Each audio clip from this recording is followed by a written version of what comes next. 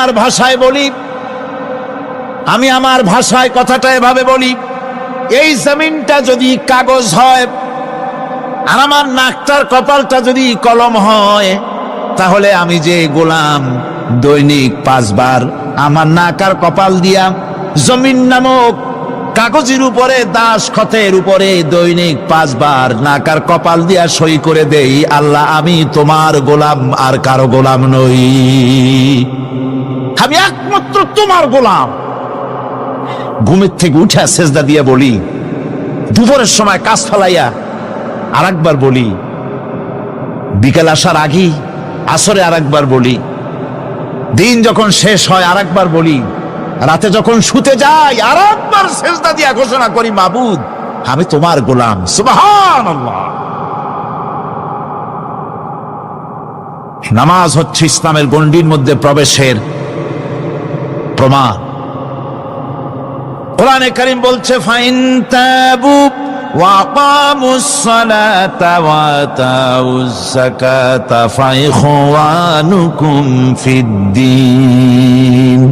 সূরা তওবা এসেছে, তারা যদি তওবা করে আর নামাজ কায়েম করে, যাকাত যদি আদায় করে, তাহলে এখন তোমাদের সে দ্বীনি ভাই, এখন ভাই হয়ে গেল। একটু আগে ছিল কাফের মুশরিক, এখন তোমার দ্বীনি ভাই। দ্বীনের গণ্ডির মধ্যে প্রবেশ করা, কলেমা পড়ার সাথে সাথেই নামাজ। নামাজ হচ্ছে দ্বীনের প্রধান গেট, দ্বীনের প্রধান তোরণ। দ্বীনের মধ্যে প্রবেশ করার জন্য এই গেট দিয়ে প্রবেশ করতে হবে। সুতরাং এই নামাজের এতই গুরুত্ব দেওয়া হয়েছে।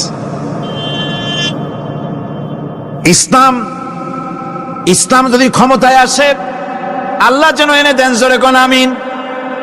ইসলাম যদি ক্ষমতায় এসে যায়, রব্বুল আলামিন তাফসীরে মাহফিল কোরআন সামনে নিয়ে আশা করে তোমার দরবারে দোয়া করি, এই বিশাল জনসমুদ্রের দোয়া কবুল করো মাবুদ গো, এই বাংলাদেশকে ইসলামের দেশ বানাইয়া দাও।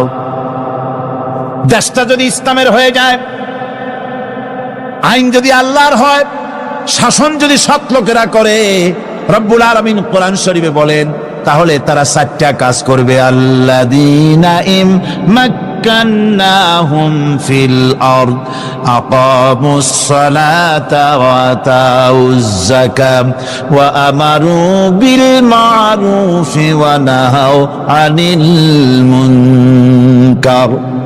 মুমিনেরা ক্ষমতায় এসে প্রথম যে কাজটা করবে, প্রথমে ক্ষমতা এসেই নামাজ বাধ্যতামূলক করবে। প্রথম কি? ওয়াজ নসিহতে অনুরোধ করা হবে না, বাবাজিরা আল্লাহর রাস্তায় নামাজটা পড়ে না। রেডিও এবং টেলিভিশনের মাধ্যমে রাষ্ট্রপ্রধান অর্ডার করে দিবেন, আজ থেকে বাংলাদেশের 12 কোটি তাওহীদি জনতা, নারী পুরুষ যারা আকেল বালিগ, সকলের জন্য নামাজ বাধ্যতামূলক, নামাজ পড়তেই হবে। এটা অর্ডার। বেলা যখন 1টা বেজে যাবে, বেলা যখন 1টা বাজবে, সমস্ত মসজিদে আজান শুরু হয়ে যাবে। আজানের সাথে সাথে অফিস, আদালত, কল কারখানা, ক্ষেত খামার, শিক্ষাঙ্গন সব ডেডলক হয়ে যাবে। আধা ঘন্টার জন্য বন্ধ হয়ে যাবে। যারা মুসলমান অফিসে, কলেজে, ইউনিভার্সিটিতে, সর্বত্র তারা নামাজের জন্য প্রস্তুতি নেবেন। আধা ঘন্টার ভিতরে নামাজ আর খানা সেরে আবার কলেজ চলবে, বিশ্ববিদ্যালয় চলবে, কল চলবে, কারখানা চলবে, ক্যান্টনমেন্ট চলবে, সেক্রেটারিয়েট চলবে, সব আপন গতিতে চলতে থাকবে। আল্লাহর রহমত, বরকত আকাশ ফেড়ে নাজিল হয়ে যাবে। আর এই অর্ডার যে দেওয়া হবে, নামাজ পড়বেন সেখানে। থানায় যখন আজান হবে, থানায় আজান হয়ে গেছে, থানার স্টাফ, পুলিশ যারা আছে জামাতে খাড়া হয়ে যাবে, ইমামতি করবেন ওসি সাহেব। এসপির অফিসে এসপি সাহেব ইমামতি করবেন, ডিসি সাহেব তার অফিসে ইমামতি করবেন, মন্ত্রী সেক্রেটারিয়েটে ইমামতি করবেন, প্রেসিডেন্ট বঙ্গভবনে ইমামতি করবেন, বিশ্ববিদ্যালয়ের ভাইস চ্যান্সেলরের ইমামতিতে সে জায়গার মুসলমান ছাত্র ছাত্রী, শিক্ষক শিক্ষয়িত্রী এক জামাতে নামাজ আদায় করবে। এই যদি হয়, চিত্র দেশের অপরাধ থাকবে? থানায় ওসি সাহেব নিজেই যদি জামাতের ইমামতি করেন, এইভাবে নামাজ আদায় করেন পুলিশদের নিয়ে জামাতে, ঘুষ আর খাবে তারা? এসপি সাহেবের অফিসে, ডিসি সাহেবের অফিসে মন্ত্রীরা যদি এভাবে নামাজ কায়েম করে, তাহলে কি অন্যায় অপরাধ কিছু থাকবে সমাজে? থাকবে না। সুতরাং নামাজ বাধ্যতামূলক করে দেওয়া হবে। নামাজ বাধ্যতামূলক, সকলকে নামাজ পড়তে হবে।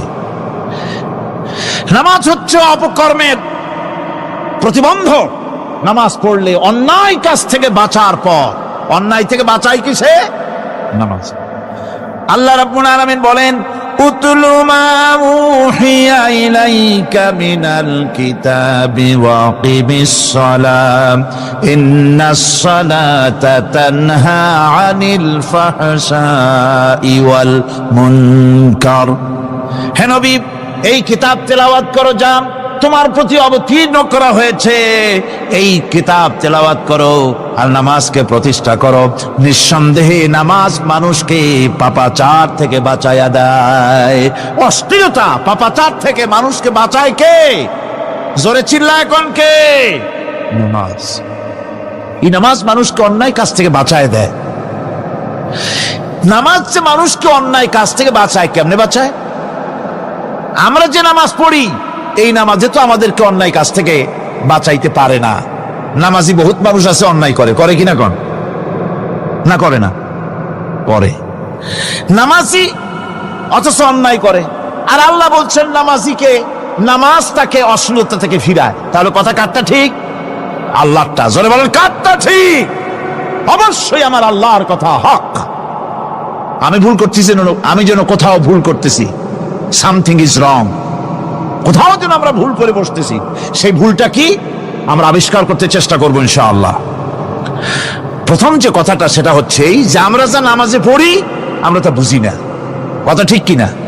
আমি যদি এখন প্রশ্ন করি সামি আল্লাহু লিমান হামিদা অর্থ কি কোন, ফার্স্ট ডিভিশনে কয়েকটা লেটার নিয়ে ফেল করবেন এরকম লোক আছেন না নাই? সুবহান রাব্বিয়াল আলা অর্থ কি জানি না, সুবহান রাব্বিয়াল আযীমের অর্থ কি জানি না, দোয়ায় কুনুত অর্থ কি জানি না, তাশাহুদ অর্থ কি জানি না, সূরা ফাতিহার অর্থ কি জানি না। এমন কি উযুর মধ্যে কয়টা ফরজ তা অনেকের জানা নাই। কথা কি বেশি বললাম না ঠিক বলছি? একজনে জিজ্ঞেস করলো, মিয়া উযুতে কয় ফরজ? কয় হুজুর কি মনে করেন এটা বুঝি জানি না, এটা তো সাধারণ ব্যাপার, বলেন না কয় ফরজ? কয় উযুতে তো 17 ফরজ। কি কি? কয় হাত ধোয়া, পাও ধোয়া, মুখ ধোয়া, নাক ধোয়া, চোখ ধোয়া, জিহ্বা ধোয়া, মাথা ধোয়া। বলতে বলতে গুনে দেখা গেল প্রায় 19টার মতো বলছে। বলা হলো, মিয়া বললেন আপনি উযুতে ফরজ 17টা, কইলেন আপনি 19টা। কয় হুজুর জানি আরো, বলি না আপনাদের ভয়তে। উযু জানে না, নামাজ জানে না, তাকে এই নামাজ কেমনে ফিরাবে অন্যায় কাজ থেকে? কথা বুঝতে পেরেছেন?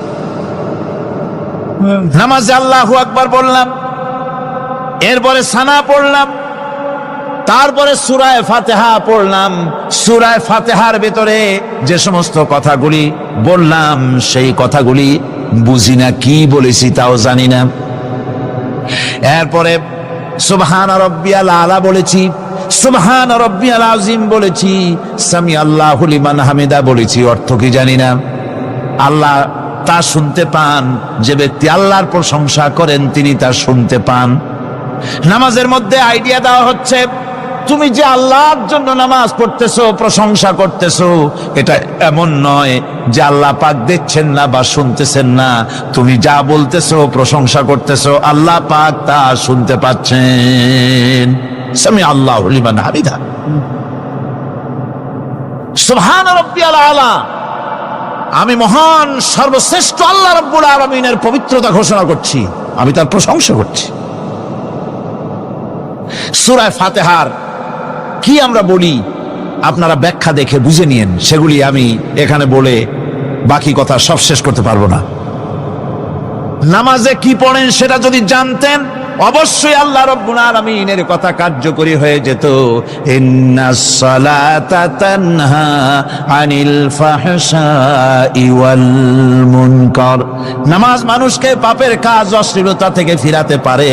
আল্লাহ ইন্না বসায়ছেন, নিশ্চয়ই, বেশক, অবশ্যই নামাজ পাপ থেকে ফিরাবে। কিন্তু কেমনে ফিরাবে নামাজ তো বুঝি না, নামাজ তো বুঝি না। খালি সেজদা দেয় জনমের মতো। আর সেজদা কি? নামাজে যদি দেখে ইমাম দেরি করতেছে, আত্তাহিয়াত পড়তে দেরি হয়ে যাচ্ছে, পিছন থেকে সিগন্যাল মারে, ঠিক কিনা? বেয়াদব, বেয়াদব। তোমার নামাজ, তোমার আত্তাহিয়াত আগে শেষ হয়েছে, তাতে কি হয়েছে? চুপ করে বসে থাকো। ইমামকে কাশি দিয়া সতর্ক করার অধিকার তোমার নাই। যদি ইমামকে সতর্ক করার জন্য কাশি দিয়ে থাকো, তোমার নামাজ ফাসেদ হয়ে যাবে। এটা ফাজলামি করার জায়গা না, এটা নামাজ। এর নাম কি? ধীরে সুস্থে নামাজ পড়তে হবে। অনেকে মসজিদটারে মনে করে জেলখানা, ঢুকতে যত দেরি, বেরোতে পারলে যেন বাসে যান ছটফট করে। সিনেমার মধ্যে গিয়ে ঘন্টার পর ঘন্টা বসে থাকে, খারাপ লাগে না? মসজিদে কেরাত যদি একটু লম্বা পড়ে, পিছনে বসে খালি কি যে করে, মনে মনে বলতে থাকে যে ইমাম এমন কাঁচা ছাড়া ছাড়ি না। আর গান যখন শোনে, শুনতেই থাকে, কত মজা, ঘুম আসে না। নাউজুবিল্লাহ।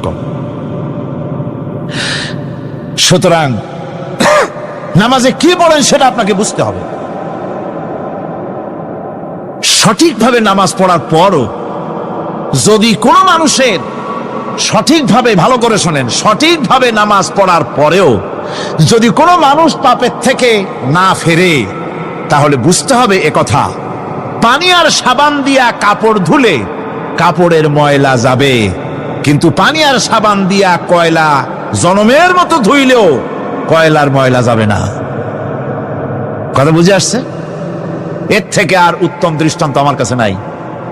নামাজ পড়ার পরেও যদি চরিত্র ভালো না হয়, বুঝতে হবে নামাজ হচ্ছে না, কাঙ্ক্ষিত মানের নামাজ আদায় হচ্ছে না। আল্লাহর নবী বলেছেন, যার নামাজ পাপ কাজ হতে ফিরাতে পারলো না, তার নামাজ নামাজি নয়। আবার শুনুন, রাসূল বলছেন, যার নামাজ তাকে পাপের কাজ থেকে ফিরাতে পারলো না, তার নামাজ নামাজ নয়। ওইটা নামাজ হয় নাই, যার জন্য তার পাপ থেকে তারে ফিরাইতে পারছে না। আর কিয়ামতের দিন বেনামাজিরা সবচাইতে বেশি অপমানিত হবে। সবচাইতে বেশি অপমানিত হবে কারা? বেনামাজিরা। কিভাবে? ইয়াউমা ইউকশাফু আন সাকিন ওয়া ইউদআউনা ইলাস সুজুদি ফালা ইস্তাতিউন। সেদিন কঠিন সময়, আল্লাহ রাব্বুল আলামিন লোকদেরকে সিজদা করার জন্য বলবেন, কিন্তু যারা বেনামাজি ছিল দুনিয়ায়, তারা সিজদা দিতে পারবে না। বলেন নাউজুবিল্লাহ। অবস্থাটা কি হবে? খাশিআতান আবসারুহুম তারহাকুহুম যিল্লাহ, তাদের দৃষ্টি নিচু হবে, লাঞ্ছনা এবং অপমান তাদের উপরে চেপে বসবে, সিজদা দিতে পারবে না। আল্লাহ আমাদেরকে ক্ষমা করুন। কিয়ামতের দিন হযরত আদম আলাইহিস সালাম থেকে শুরু করে পৃথিবীর সমস্ত মানুষের সামনে আল্লাহ রাব্বুল আলামিন সিজদা করার জন্য অর্ডার করবেন। যারা নাকি বেনামাজি, ওরা আল্লাহর দরবারে সেদিন সিজদা দিতে পারবে না, লাঞ্ছিত, অপমানিত হবে। জোরে কোন নাউজুবিল্লাহ। নামাজ, মুমিনের নামাজ একরকম, মুনাফিকের নামাজ হলো আর এক রকম। মুনাফিকরাও নামাজ পড়ে, পড়ে কিনা কন? মুনাফিকেরাও নামাজ পড়ে। মুনাফিকেরা যখন নামাজ পড়তে যায়, আল্লাহ রাব্বুল আলামিন বলতেছেন, ওয়া ইযা কামু ইলাস সালাতি কামু কুসালা। মুনাফিকেরা যখন নামাজ পড়তে দাঁড়ায়, নামাজে আসে ঠিক তারা, কিন্তু নামাজের জন্য দাঁড়ায় খুব শৈথিল্য ভারে, শৈথিল্য ভাবে দাঁড়ায়, কাহিলি, সুস্তি, এ জায়গা চুলকায়, পায়জামা ধরে টান দেয়, টুপিটা ঘুরে যায়, এদিক ওদিক তাকায়। মুনাফিকের নামাজ দেখলেই ঠিক পাওয়া যায় যে বেটা মুনাফিক। এইভাবে সে দাঁড়ায়। তার নামাজটা কি জন্য? ইউরাউনান নাসা ওয়া লা ইয়াযকুরুনাল্লাহা ইল্লা কালিলা। তাদের নামাজ হচ্ছে মানুষকে দেখাবার নামাজ। নাউযুবিল্লাহ। এখন দেখবেন এই মৌসুম আসছে, নামাজের মৌসুম, বেনামাজিদের নামাজের মৌসুম। জনসভা হচ্ছে, নির্বাচন আসতেছে, নামাজে রক্ত হয়ে গেছে, তাড়াতাড়ি আজান হয়ে গেল। টুপি না থাকলে রুমাল একটা মাথায় দিল, উজু আছে কি না আছে, আল্লাহু আকবার, যা আছে কপালে হয়ে যাক। মানুষকে দেখাবার জন্য এরা নামাজ পড়ে। এরা আল্লাহর শরণার্থে নামাজ খুব কম লোকই পড়ে। এরা হচ্ছে মুনাফিক। দুনিয়া এবং আখিরাতে কল্যাণের জন্য একমাত্র মাধ্যম হচ্ছে নামাজ। দুনিয়াও যদি কল্যাণ চাই, আখিরাতেও যদি কল্যাণ চাই, তাহলে এর জন্য কি করতে হবে? কি করতে হবে? আমার কথা নয়, আল্লাহ রাব্বুল আলামিনের কথা শুনুন। রব্বুল আলামিন বলেন, ক্বাদ আফলাহাল মুমিনুন আল্লাযীনা হুম ফি সালাতিহিম খাশিউন ওয়াল্লাযীনা হুম লিয-যাকাতি ফাঈলুন ওয়াল্লাযীনা হুম লিফুরুজিহিম হাফিজুন। নিশ্চিতভাবে সেই সব মুমিন কল্যাণ লাভ করবে, নিশ্চিতভাবে।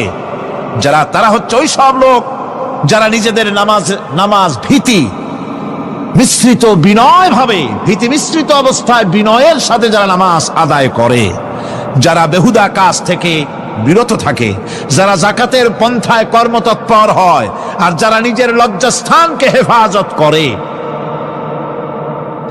এরপরে আল্লাহ পাক বলেন, ওয়াল্লাযীনা হুম লিআমানাতিহিম ওয়া আহদিহিম রাউন ওয়াল্লাযীনা আলা সালাওয়াতিহিম ইউহাফিজুন ওয়াল্লাযীনা আলা সালাতিহিম হাফিজুন। আর যারা তাদের আমানতকে পূর্ণ করে, আমানত এবং তাদের ওয়াদা চুক্তি পূর্ণ করে, এবং যারা নিজেদের নামাজ সমূহকে পূর্ণভাবে হক আদায় করে নামাজ পড়ে, নামাজের যারা হেফাজত করে, এরা কারা?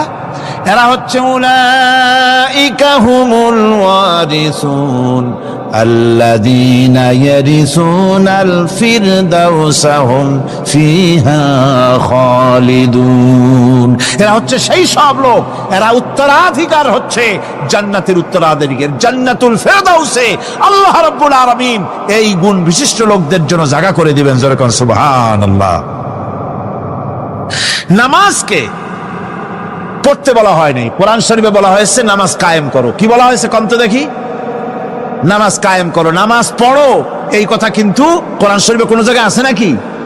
এখন কায়েম করা কারে বলে? একটা গুরুত্বপূর্ণ আরেকটি বিষয়। নামাজ কায়েম করতে বলা হয়েছে। কায়েম কি? কায়েমটা হচ্ছে দৃষ্টান্ত স্বরূপ বলা যায় যে জিনিসটা সমাজে প্রতিষ্ঠিত আছে ওইটারে বলে কায়েম হওয়া, আর যেটা প্রতিষ্ঠিত নাই ওটা কায়েম নাই। কায়েম মানেই হলো প্রতিষ্ঠিত থাকা। যেমন আমাদের দেশে, আমাদের সমাজে নারী, পুরুষ, শিশু, বৃদ্ধ সকলেই কাপড় পরা, শাড়ি পরা, লুঙ্গি পরা, এই কাপড় পরাটা কায়েম আছে, প্রতিষ্ঠিত আছে না নাই? যার কারণে কাপড় পরা সমাজে কায়েম আছে বলে উলঙ্গ মানুষ সমাজে খুঁজে পাওয়া যায় না, পাগল ছাড়া। ঠিক কিনা? একটা বাচ্চাকেও যদি উলঙ্গ হতে বলেন এখানে, 5 বছর 6 বছর একটা বাচ্চাকেও, সে কিন্তু রাজি হবে না। ঠিক কিনা? যেহেতু কাপড় পরা সমাজে প্রতিষ্ঠিত আছে, সেহেতু উলঙ্গ মানুষ পাওয়া যায় না, কাপড় পরাটাই এখানে প্রতিষ্ঠিত। সুতরাং এখন অবস্থাটা এই হয়েছে, কাপড় পরা প্রতিষ্ঠিত আছে বলে কোন উলঙ্গ মানুষ এসে যদি এই মঞ্চে দাঁড়ায় আর বলে আমাকে একটু বক্তৃতা করতে দেন, আপনারা কি করবেন? মঞ্চে তো উঠতেই দিবেন না। উলঙ্গ মানুষ যদি কোনো চাকরি নিতে যায় ইন্টারভিউতে, তাকে লাইনে দাঁড়াইতে দেবে? দেবে না। এমন কি উলঙ্গ হয়ে যদি বাড়িতে প্রবেশ করে, তার বউ দূর দূর করে তাড়ায় দেবে। ঠিক কিনা? যেহেতু সমাজের ভিতরে কাপড় প্রতিষ্ঠিত আছে, সেই জন্য এই উলঙ্গ মানুষ পাওয়া যায় না। অনুরূপ ভাবে নামাজ যদি প্রতিষ্ঠিত হতো সমাজের ভিতরে, তাহলে বেনামাজি খুঁজে পাওয়া যেত না। চাকরি করতে গেলে সেখানে নামাজ মানদণ্ড হয়ে যেত, নামাজ পড়ে কিনা তা দেখে নেওয়া হতো। বেনামাজি লোক পাওয়াই যেত না যদি প্রতিষ্ঠিত থাকতো। প্রথম প্রশ্নই হতো তুমি নামাজ পড়ো কিনা। ইলেকশনে যদি একজন উলঙ্গ মানুষ এসে দাঁড়ায়, ভাইরা এবার আমার বোতল মার্কা বাক্স, উলঙ্গ মানুষ এসে ভোটে দাঁড়াইছে, আপনারা ভোট দিবেন? দিবেন। ওইটা কাপড় প্রতিষ্ঠিত আছে বলে, লুঙ্গি প্রতিষ্ঠিত সমাজে আছে বলে উলঙ্গ মানুষকে আপনি ভোট দিবেন না। নামাজ যদি প্রতিষ্ঠিত থাকতো সমাজে, বেনামাজি মানুষ যদি এসে মঞ্চে দাঁড়ায়া যতই বলতো আমি ক্ষমতায় গেলে এই করব সেই করব, নামাজ প্রতিষ্ঠিত থাকলে পরে বেনামাজিরে কেউ ভোট দিত না। নামাজ যদি প্রতিষ্ঠিত থাকতো তাহলে অফিসের অফিসার তো দূরের কথা, বেনামাজি অফিসের ঝাড়ুদারের চাকরিও তার কিসমতে যুক্ত না, যদি নামাজ প্রতিষ্ঠিত থাকতো। এর নাম হলো নামাজ কায়েম হওয়া। নামাজ কায়েম থাকলে এই অবস্থার সৃষ্টি হতো। এই জন্য আল্লাহ পাক বলেছেন নামাজকে কায়েম করতে হবে। নামাজ হবে সব ভালো কাজের মানদণ্ড। সমস্ত ভালো কাজের মানদণ্ড কি? নামাজ। নামাজ আমাদেরকে বড় রকমের শিক্ষা দেয়। কি শিক্ষা দেয়? নামাজ আমাদের শিখায় ঐক্য আর ভ্রাতৃত্ব। ভ্রাতৃত্বের আর ঐক্যের শিক্ষা দেয়। এক নেতার আনুগত্য করা শিখায়। জামাত যত বড় হোক, ইমাম হবে কয়জন? একজন ইমাম হবে। আর এই ইমাম মানে কি? নেতা। ইমাম মানে কি? নেতা নির্বাচন শিখায় নামাজে। নেতা নির্বাচন কে শিখায়? নামাজ শিখায়। বোঝেন খুব ভালো করে। কিভাবে? মনে করুন চট্টগ্রাম শাহী মসজিদে ইমাম প্রয়োজন। এখন সেই ইমাম নেওয়ার জন্য ইন্টারভিউ কল করা হলো, বিজ্ঞাপন দেওয়া হলো পত্রিকায়। অনেক আলেম আসলেন। ইন্টারভিউ বোর্ডে যারা বসলেন তারা ইন্টারভিউটা কিভাবে নেবেন? যার মাথার চুল লম্বা বেশি তার ইমামতি দেওয়া হবে, যার লুঙ্গিটা পায়ের গিরার তলে তারে দেওয়া হবে, যার মোষটা মুখের মধ্যে গিয়া ঢুকছে, হাসি দিলে বুঝাই যায় না হাসে না কান্দে, তারে দিবে। দাড়িগুলা কামাইছে তারে দেবে। সিগারেট খায় বা অবশ্য চট্টগ্রাম আর সিলেটে সিগারেটের ফতোয়া ভিন্ন রকম। বরিশালে আমি যেখানে জন্মগ্রহণ করেছি, আমার এলাকায় কোনো আলেম যদি সিগারেট খায়, মসজিদের ইমাম তো ভালো, মসজিদ ঝাড়ু দিতেও ঢুকতে দেবে না মসজিদে। এটা এই এলাকার এক রকমের কায়দা। আমি এটার ব্যাপারে কথা নাইবা বললাম। তো আপনারা খুঁজে দেখবেন সে সিনেমা দেখে নাকি, মিথ্যা কথা বলে নাকি, বউ পর্দায় থাকে নাকি। এগুলি মাইক্রোস্কোপ যন্ত্র দিয়ে ইমামের মাথা থেকে পা পর্যন্ত দেখবেন কিনা কন? আচ্ছা এবার কন তো দেখি, এই ইমাম সাহেব ইমামতি করবে কতজন লোকের? 500, 1000। শাহী মসজিদে ধরেন 5000 লোক হইল। 5000 লোক, 5000 লোকের ইমাম নির্বাচনের সময় পা থেকে শুরু করে মাথা পর্যন্ত দেখেন, এমনকি বউ পর্যন্ত। বৌমনি আনিয়ে দেখেন না, পর্দা থাকে কিনা এইটা আপনারা দেখেন, ঠিক কিনা?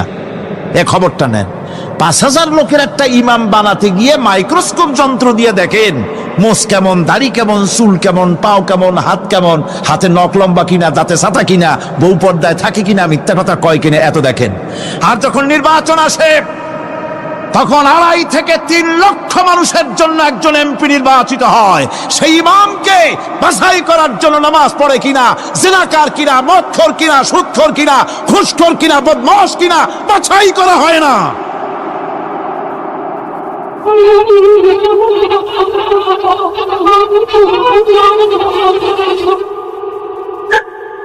নামাজ আমাদেরকে এটা শিখায় ইমাম কেমনে বানাইতে হবে। কন সুবহানাল্লাহ।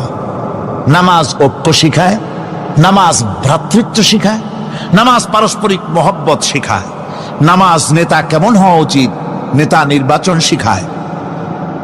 আবার নেতা ভুল করলে তার ভুল বলা যাবে না, এরকম হতে পারবে না।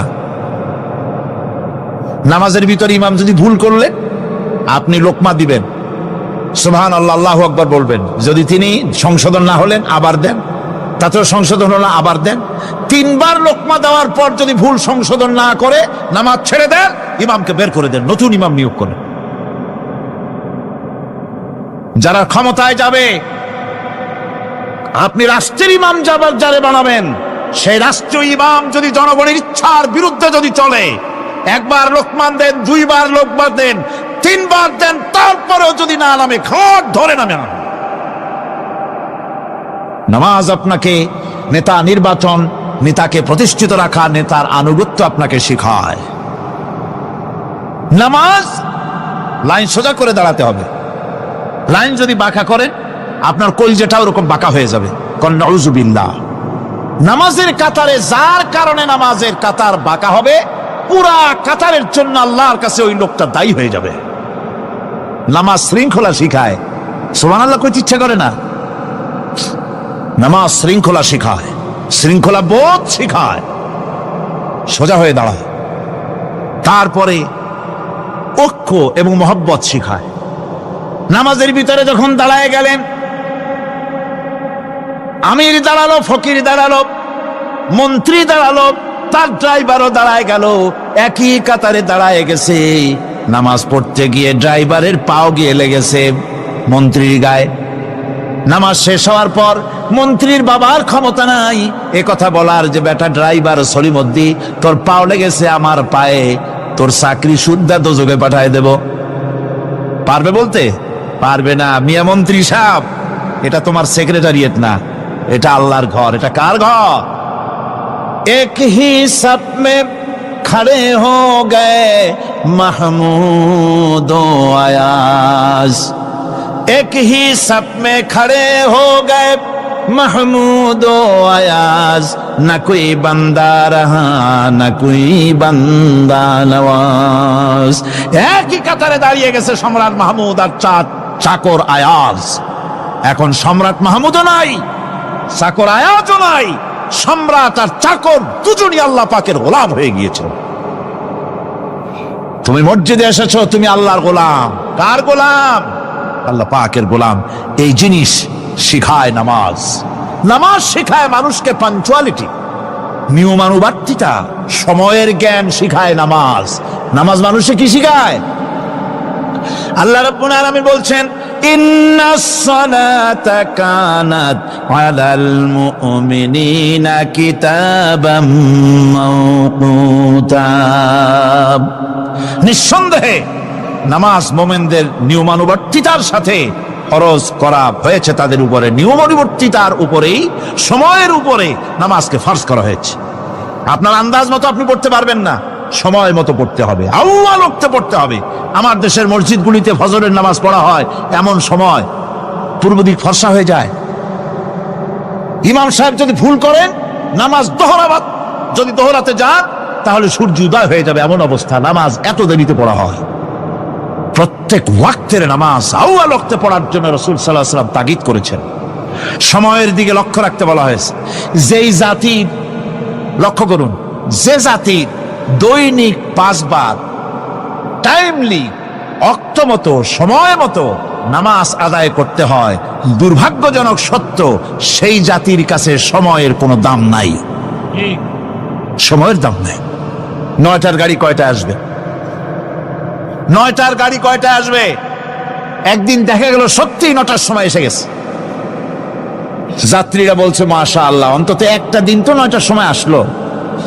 স্টেশন মাস্টার বলছে না, খুশি হওয়ার কারণ নাই, আজকের না, এটা গতকালকেরটা। আমার আমেরিকার সফরের সময়, যে বাড়িতে আমি আমেরিকায় থাকি, কুইন্স এলাকায়, নিউ ইয়র্ক সিটিতে, সে বাড়িওয়ালা চাকরি করে। সে আমাকে বলল, 10টি বছর আমি একটা ট্রেনে যাতায়াত করি। সে বলছে রাত 3:45 ট্রেনটা আসে, ওই ট্রেনে চড়ে সে তার কর্মস্থলে যায়। বলল 10টা বছর আমি এখানে আছি, 10 বছরের ভিতরে এই ট্রেনটা 1 মিনিটের জন্য এদিক ওদিক করলো না, ঠিক 3:45 এসে হাজির হয়ে গেছে। ঝড় হোক, বৃষ্টি হোক, স্নো পড়ুক, বরফ পড়ুক, টাইমলি চলতেছে। দুনিয়ায় ভিন্ন জাতিরা যে উন্নতি করে তার পেছনে সময়ের জ্ঞান তাদের অনেক বেশি আমাদের থেকে, কথা ঠিক কিনা? আমাদের সময়ের জ্ঞান নাই, সময়ের কোনো মূল্য আমরা দেই না। 2টার সময় মিটিং হবে, মন্ত্রী সাহেব আসেন 5টার সময়, ঠিক কিনা? বক্তৃতার জন্য সময় দেওয়া হয়েছে 20 মিনিট, নাহমাদু ওয়া নুসাল্লি আলা কইয়া সুর দিয়া 35 মিনিট গেছে নাহমাদু কইতে কইতে, সময় 20 মিনিট, তার মনেই নেই। এই যে সময়ের জ্ঞান নাই, এটা ব্যর্থতা। নামাজ মানুষকে সময়ের জ্ঞান শিখায়, কোন আলহামদুলিল্লাহ। এই সময়ের জ্ঞান আমাদেরকে শিখতে হবে। এবার আমি আপনাদের সামনে বলতে চাই, আল্লাহর নবী জনাবে মুহাম্মদ রাসূলুল্লাহ সাল্লাল্লাহু আলাইহি ওয়াসাল্লাম নামাজের ব্যাপারে কি বলছেন। এতক্ষণ তো আল্লাহর কথা শোনালাম, কার কথা শোনাইছে? আমার আল্লাহর নবী বলেন, নবীকে প্রশ্ন করা হলো, ইয়া রাসূলুল্লাহ আইয়ু শাইইন আহাব্বু ইনদাল্লাহি ফিল ইসলাম, ইসলামের মধ্যে আল্লাহর কাছে কোন জিনিসটা বেশি প্রিয়? আল্লাহর কাছে ইসলামের কোন জিনিসটা বেশি প্রিয়? হুজুর বললেন, as-salatu li waqtiha, মান তারাকা সালাতান ফালা দীন লাহু ওয়াস-সালাতু ইমাদুদ্দিন। আল্লাহর কাছে সবচাইতে বেশি প্রিয় হচ্ছে নামাজ। সবচাইতে প্রিয় কি? নামাজ। ওয়াক্ত মতো নামাজ আদায় করা আল্লাহ পাকের বেশি প্রিয়। আর এই নামাজ হচ্ছে দ্বীনের খুঁটি। এটা দ্বীনের কি? খুঁটি। এই যে খুঁটিগুলো আছে, খুঁটিগুলো ফালাই দিলে তারপর আপনার এই প্যান্ডেল থাকবে? থাকবে না। বিল্ডিং এর পিলার ভেঙে দেন, বিল্ডিং টিকবে? ঘরের খুঁটিগুলি উড়ায় ফেলেন, ঘর টিকবে? টিকবে না। দ্বীনের খুঁটি হচ্ছে নামাজ। লা দীনা লিমান লা সালাতা লাহু, যার কাছে দ্বীন নাই, যার কাছে নামাজ নাই, তার কাছে কি নাই? দ্বীন নাই, ঈমান নাই। আল্লাহর নবী বলেছেন, ওয়ান জাবির রাদিয়াল্লাহু তাআলা আনহু قال قال رسول الله صلى الله عليه وسلم بين العبد وبين الكفر ترك الصلاة। আল্লাহ পাকের নবী বলেন, আল্লাহর বান্দার মুমিন, আল্লাহর বান্দার কাফের, দুইজনের মধ্যে পার্থক্য হলো, যে ব্যক্তি নামাজ পড়ে সে আল্লাহর গোলাম, যে নামাজ পড়ে না সে কাফের হয়ে গেল। যে নামাজ পড়লো না সে কাফের হয়ে গেল। মান তারাকা সালাতান মুতাআম্মিদান ফাকাদ কাফারা, যে ব্যক্তি ইচ্ছে করে নামাজ ছেড়ে দিল সে কাফের হয়ে গেল। বলেন নাউযুবিল্লাহি মিন যালিক। এই জন্য নামাজ আদায় করা বাধ্যতামূলক প্রত্যেকটি মুসলমানের জন্য। রাসূল করিম সাল্লাল্লাহু আলাইহি ওয়াসাল্লাম একটা দৃষ্টান্ত দিয়েছেন, কারো বাড়ির সামনে যদি একটা নাহার থাকে, একটা পুকুর থাকে, একটা খাল থাকে প্রবাহিত, এতে যদি ওই বাড়িওয়ালা দৈনিক 5 বার গোসল করে, তাহলে তার গায়ে কি কোনো ময়লা থাকে? হুজুর, সাহাবীরা বললেন, না হুজুর, থাকে না। হুজুর বললেন, এটাই হলো নামাজের দৃষ্টান্ত। 5 ওয়াক্ত নামাজ যে আদায় করবে সে গুনাহ থেকে আল্লাহ পাক তাকে পবিত্র করে দিবেন। সুবহানাল্লাহি বিহামদিহি। আমার ভাইরা, নামাজ পড়লে পরে এক জুমা থেকে আর এক জুমা পর্যন্ত মানুষ যে সমস্ত গুনাহ করে, কবিরা গুনাহগুলি বাদে, শিরক আর কবিরা গুনাহগুলি বাদে যত গুনাহ আছে তার কাফারা হয়ে যায়। নামাজ যে সঠিকভাবে আদায় করবে, এই নামাজটা একটা কঠিন কাজ। নামাজটা কি কাজ? কে বলতেছেন এ কথা? আল্লাহ পাক। ওয়া ইন্নাহা লাকাবীরাতুন ইল্লা আলাল খাশিঈন। নামাজ একটা ভারী জিনিস, একটা কঠিন জিনিস। কাদের জন্য কঠিন নয়? যারা নাকি আল্লাহ পাককে ভয় করে। الذين يظنون أنهم ملاقو ربهم وأنهم إليه راجعون। যারা নাকি একথা মনের ভিতরে ধারণা করে যে আল্লাহ রাব্বুল আলামিনের দরবারে আমার হাজির হওয়া লাগবে, মোলাকাত করা লাগবে, এই চিন্তা যারা করে তাদের জন্য নামাজ মোটেই কষ্টকর নয়, নামাজ মোটেই তাদের জন্য অসহনীয় নয়, বোঝা নয়, ভার নয়। তারা নামাজ আদায় ঠিকই করবে। এই জন্যে বিবি বাল বাচ্চা সকলকে নামাজের জন্য তাগিদ করতে হবে। যত ভাই এখানে এসেছেন নিজেরা পড়বেন, বিবি বাল বাচ্চাকে তাকিদ করবেন। আল্লাহ পাক বলছেন, ওয়া আনজির আশীরাতাকাল আকরাবিন, তোমার নিকটবর্তী যারা আছে তাদেরকে তুমি আল্লাহর ভয় দেখাও। নামাজের জন্য তাদেরকে বলো, আল্লাহর ভয় তাদের অন্তঃকরণের মধ্যে সৃষ্টি করে দাও। আর এই নামাজ পড়তে হবে জামাতের সাথে। নামাজ পড়তে হবে কিসের সাথে? জামাতের সাথে। রাসূল করিম সাল্লাল্লাহু আলাইহি ওয়াসাল্লাম বলছেন, হুজুরের কাছে, আল্লাহর নবীর কাছে, হযরতে আবু হুরায়রা রাদিয়াল্লাহু তাআলা আনহু হাদিসটি বর্ণনা করেছেন। হুজুরের কাছে একজন অন্ধ লোক এলো। সেই অন্ধ লোক এসে বললেন, হুজুর আমি তো চোখে দেখি না, জামাতের যে গুরুত্বের কথা আপনি বললেন, আমাকে কি রুখসত দেওয়া যায় নাকি? আমি অনেক সময় সাথী সঙ্গী পাই না, আমাকে কি রুখসত দেওয়া যায় নাকি? হুজুর বললেন, হ্যাঁ তোমাকে রুখসত দেওয়া গেল। অন্ধ যখন হেঁটে যাচ্ছিলেন, নবীজি তাকে আবার ডাকলেন, ডেকে জিজ্ঞেস করলেন, অন্ধ নামাজের মসজিদের আজান কি তোমার কানে যায়? বলে, হ্যাঁ আমি আজান শুনি। হুজুর বললেন, আজানের জবাব দিবা, মসজিদে এসে জামাতে নামাজ পড়বা। একজন অন্ধকে রুখসত দেওয়া হয় নাই। মসজিদে আজান শোনার পর ঘরে বসে যদি নামাজ আদায় করেন, নামাজের হক আদায় হবে না। হুজুর সাল্লাল্লাহু আলাইহি ওয়াসাল্লাম বলেছেন, মসজিদে আজান হওয়ার পর যে ব্যক্তি ঘরে বসে নামাজ পড়ে, আমার ইচ্ছা হয় ঘরটা আগুন দিয়ে জ্বালায় দেই। কে বলতেছেন? রাহমাতুল লিল আলামিন বলতেছেন। রাহমাতুল লিল আলামিন বলতেছেন, ঘরের মধ্যে যদি মেয়ে লোক আর বাচ্চারা যদি না থাকতো, তাহলে আমার ইচ্ছা হয় আমি বলি আগুন দিয়ে ঘরটারে জ্বালায় দাও। এই ঘরের মহব্বতেই তো সে বাইর হয় না। নামাজের এত বড় গুরুত্ব দেওয়া হয়েছে।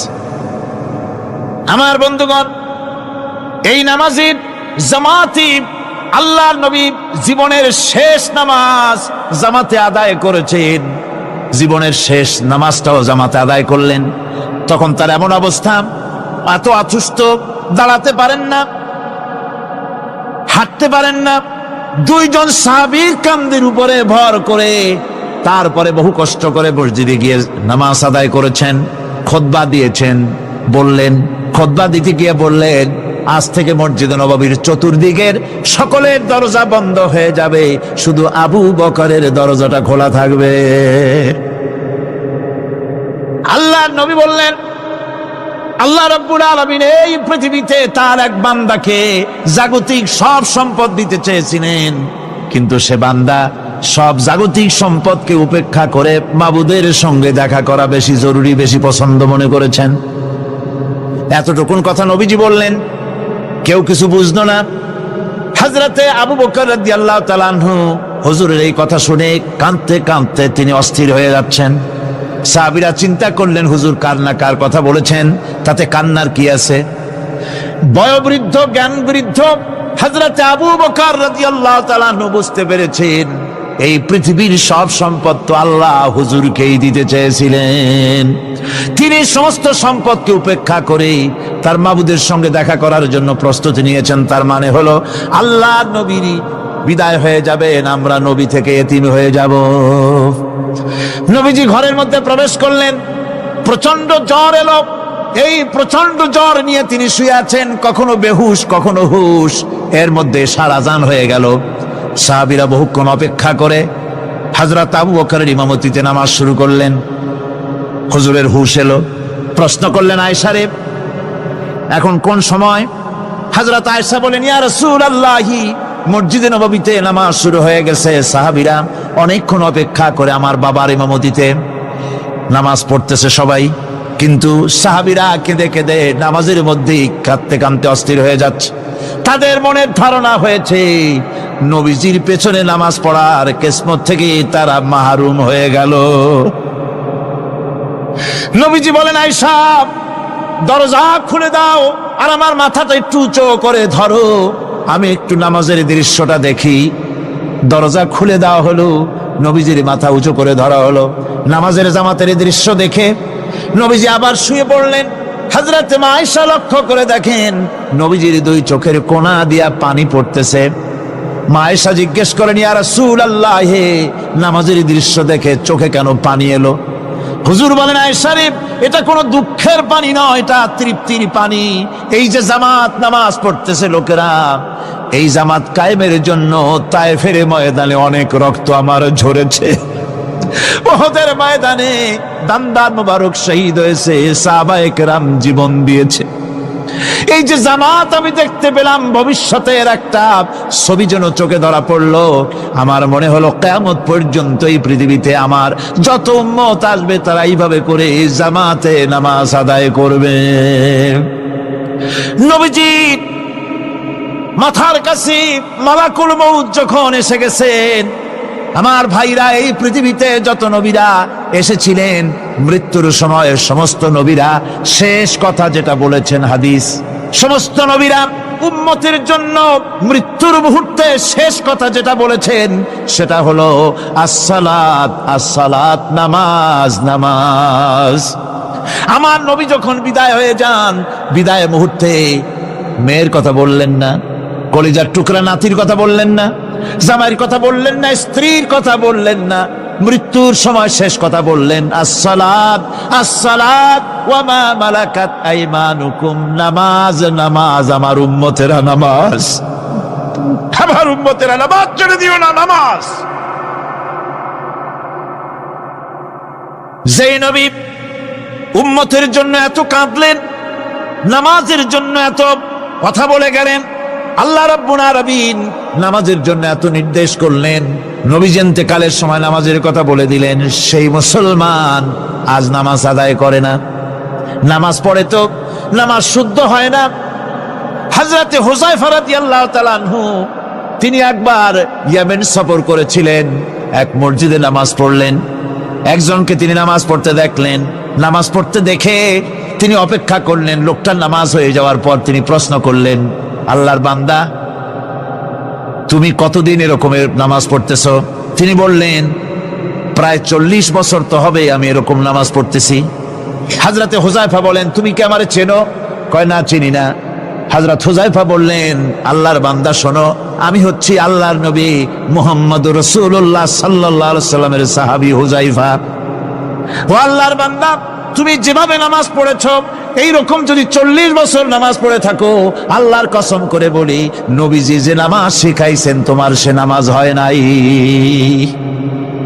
রাসূলুল্লাহ নামাজ হয় নাই, নামাজ পড়লেই হবে না।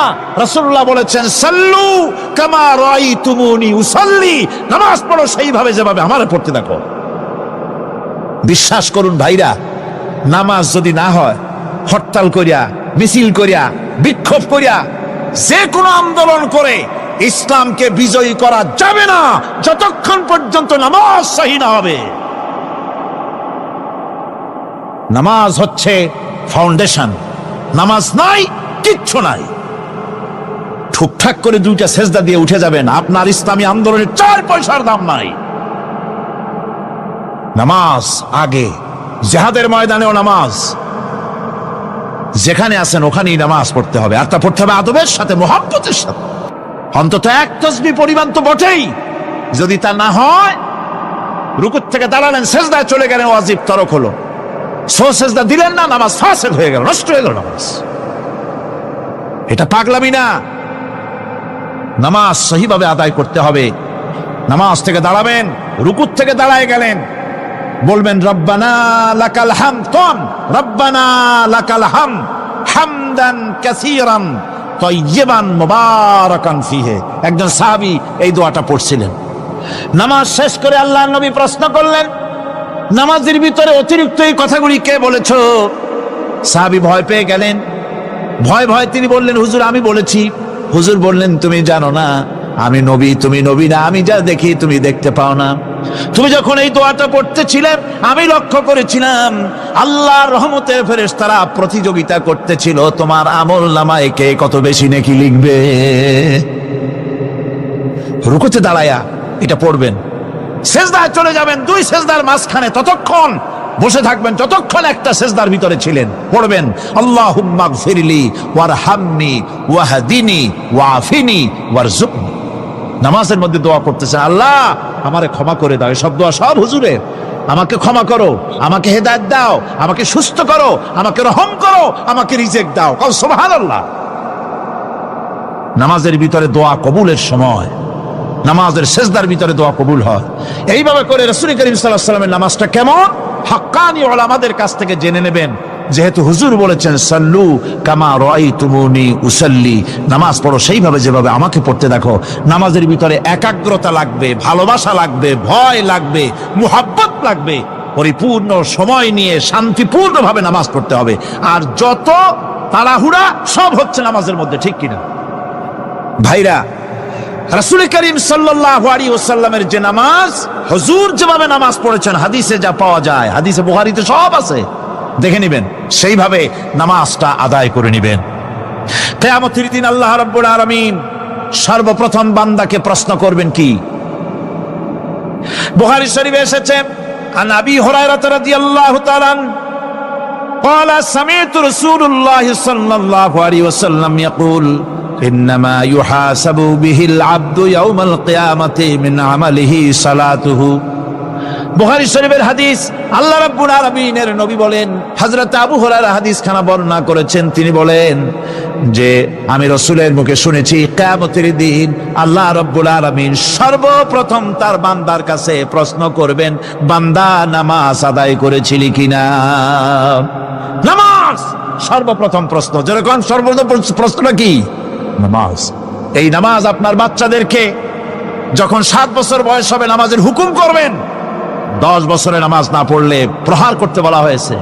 নামাজের জন্য কড়াকড়ি করতে হবে। পুরুষ নারী মেয়েদের মাসের ভিতরে কখনো কখনো তাদের যে সমস্ত মাসলা মাসাইল আছে সেই অনুযায়ী কখনো তাদের ক্ষমা আছে, বাকি তাদের নামাজ পড়তে হবে।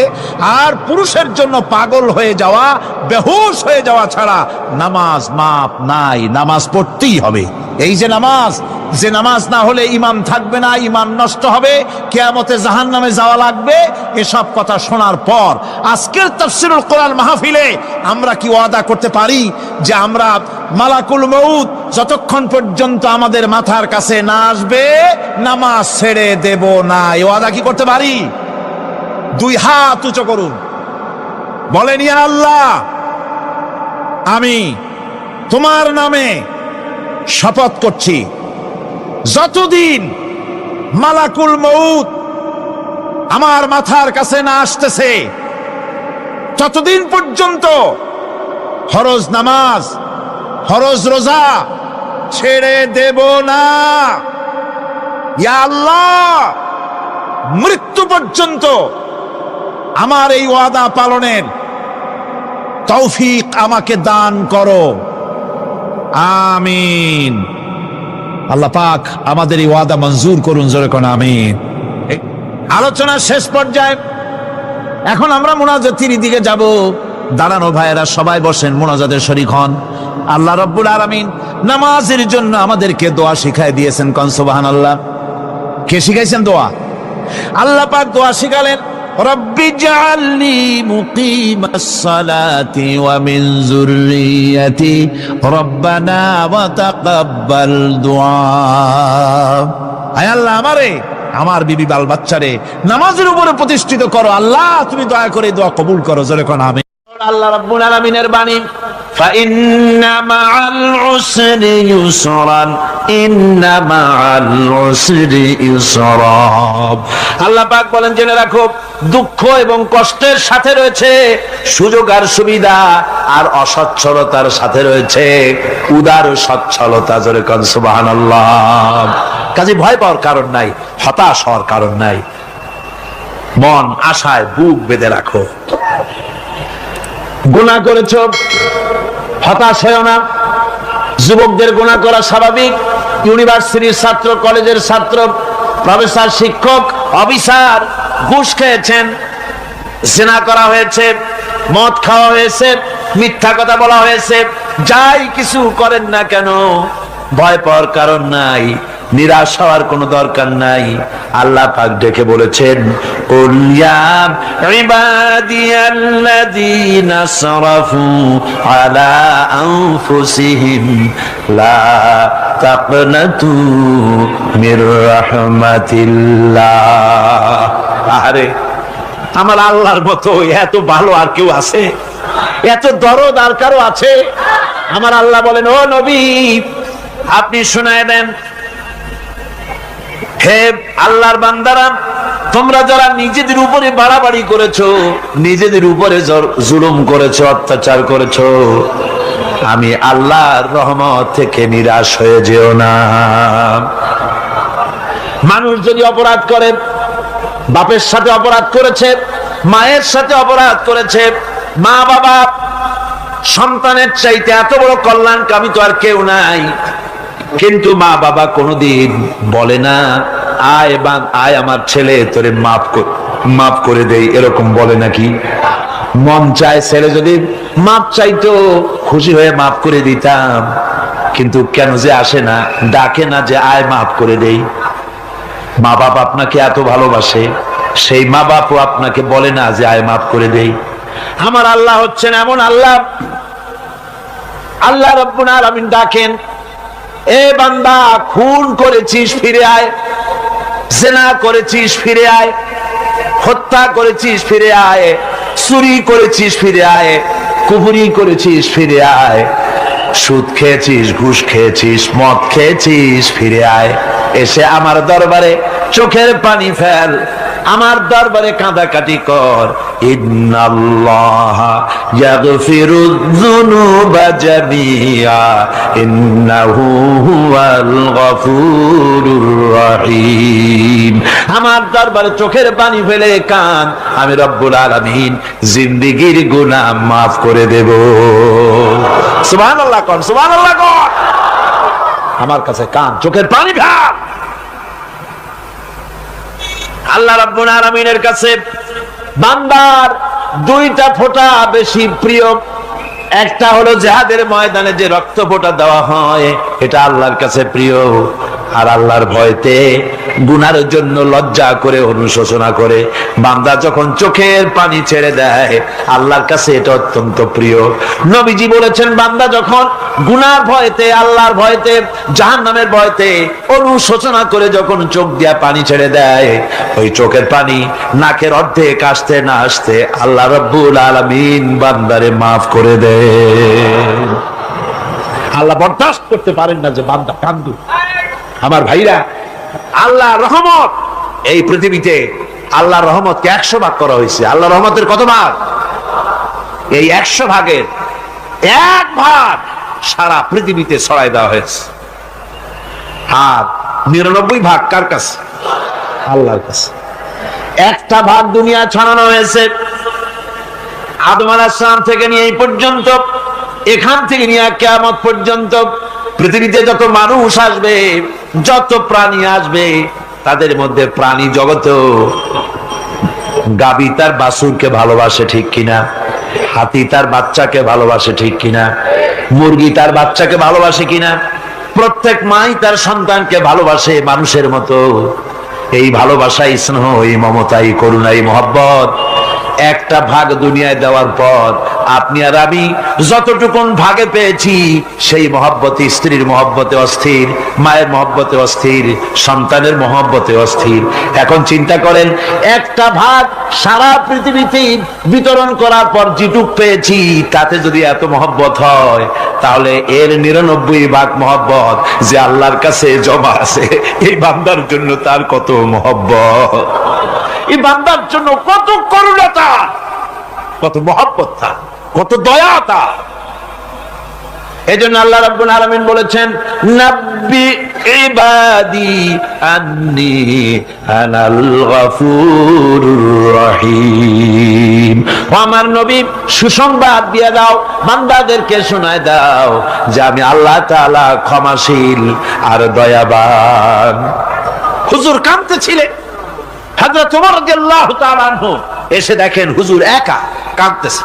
হুজুর জিজ্ঞেস করছেন, হযরত ওমর জিজ্ঞেস করলেন, হুজুর আপনি কাঁদেন কেন একা একা? হযরত ওমর বলেন, আমি যখন প্রশ্ন করলাম, নবীজি বললেন, আমার কাছে কিছু আগে জিবরাইল এসেছিলেন। জিবরাইল এসে আমাকে বললেন, আল্লাহ পাক বলেছেন, হে আমার নবী, ইসলামের ভিতরে থেকে যে সমস্ত মানুষগুলো ইসলামের ভিতরে থেকে চুল আর দাড়ি পাকায় দিছে, কিয়ামতের দিন এই লোকগুলারে আমি শাস্তি দিতে আমার শরম হবে।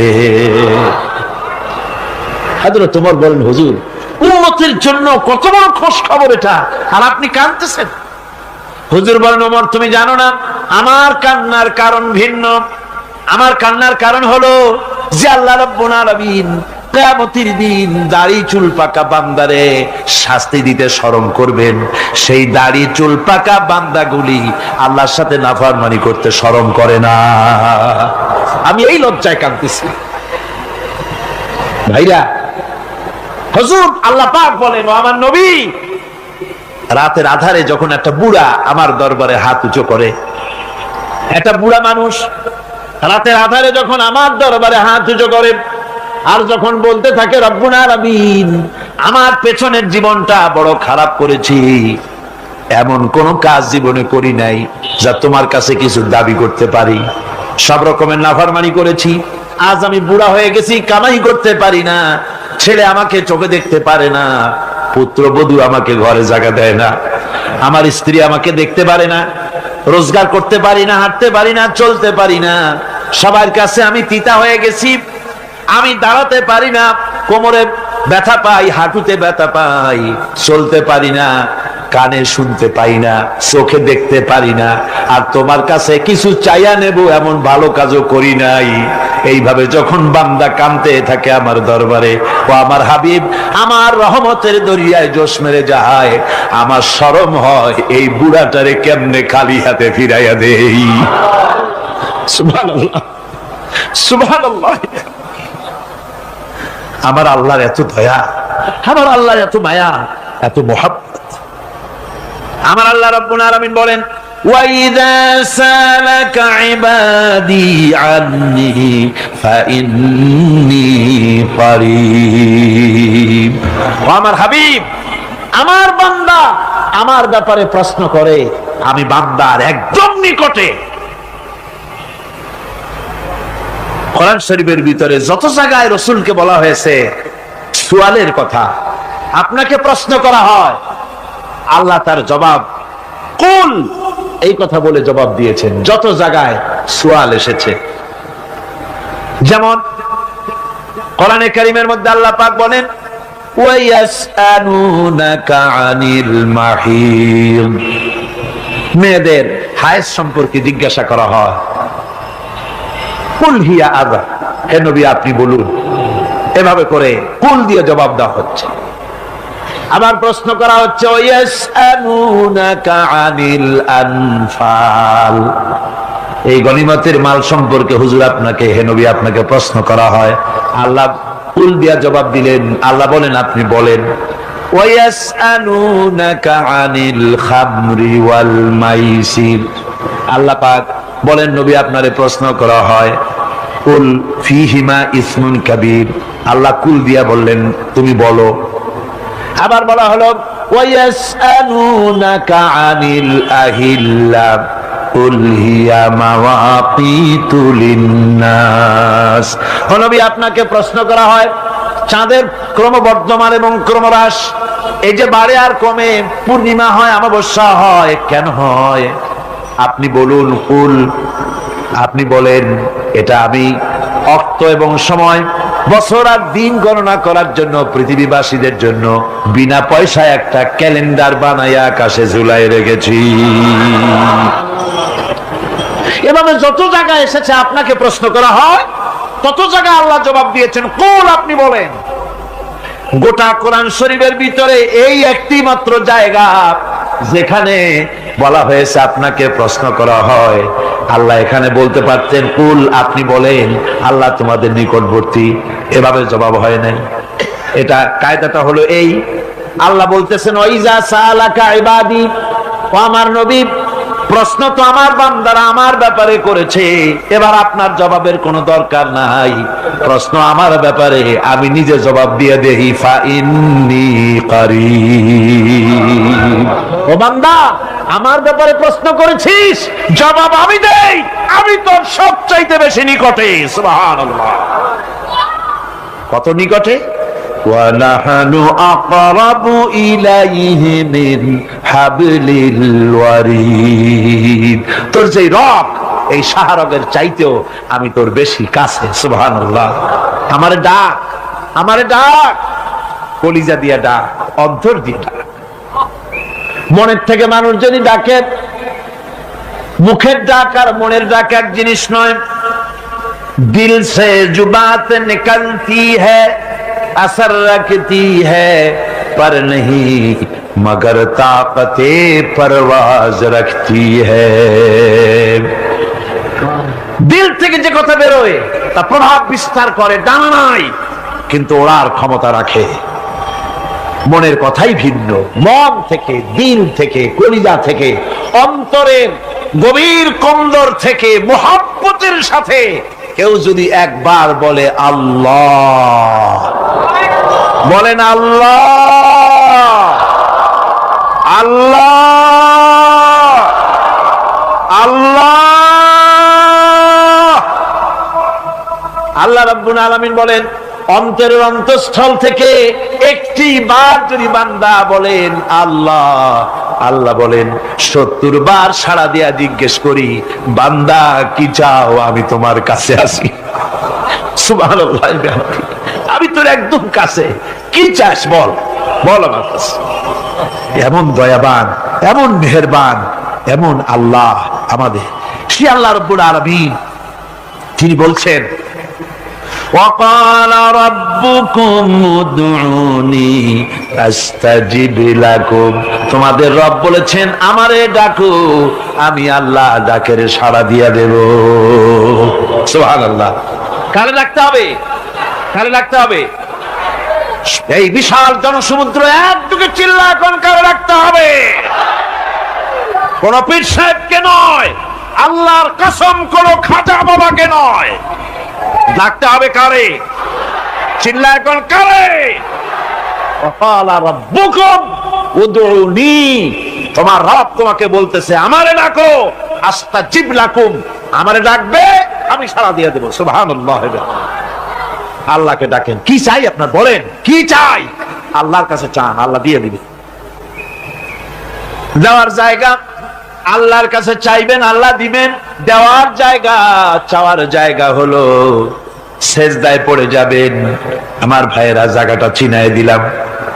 মাজারে যাওয়া লাগবে না, কবরে যাওয়া লাগবে না, 2 রাকাত নামাজ পড়ে সেজদায় পড়ে গিয়া যত বিপদ আছে, মুসিবত আছে, সেজদার মধ্যে চোখের পানি ছেড়ে দেন আর কেন্দে কেন্দে জীবনের কথা বলেন।